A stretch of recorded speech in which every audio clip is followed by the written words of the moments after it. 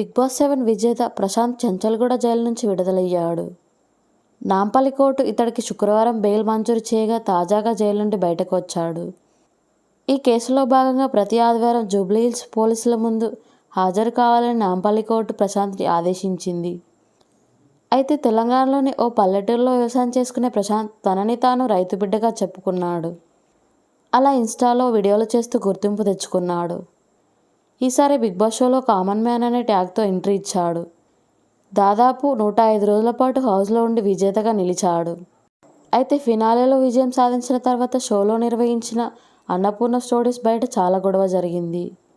అమర్, అశ్విని, గీతుతో పాటు పలువురు కావాలని ప్రశాంత్ ఫ్యాన్స్ అద్దాలు పలగొట్టారు.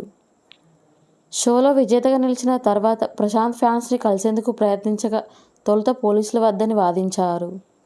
కానీ పోలీసుల మాటలను లెక్క చేయకుండా పంపించేసినా సరే తిరిగి అక్కడికి వచ్చాడు. దీంతో ఇతడి అభిమానులు రెచ్చిపోయారు, వీరంగం సృష్టించారు. ఈ మొత్తం వ్యవహారానికి బాధ్యుడిగా ప్రశాంత్పై కేసు నమోదు చేసి జైల్లో వేశారు. 4 రోజుల పాటు జైల్లో ఉన్న ఇతడు తాజాగా బెయిల్పై బయటకొచ్చాడు. ఇతడిని చూసేందుకు జైలు దగ్గరికి కూడా చాలామంది అభిమానులు వచ్చారు.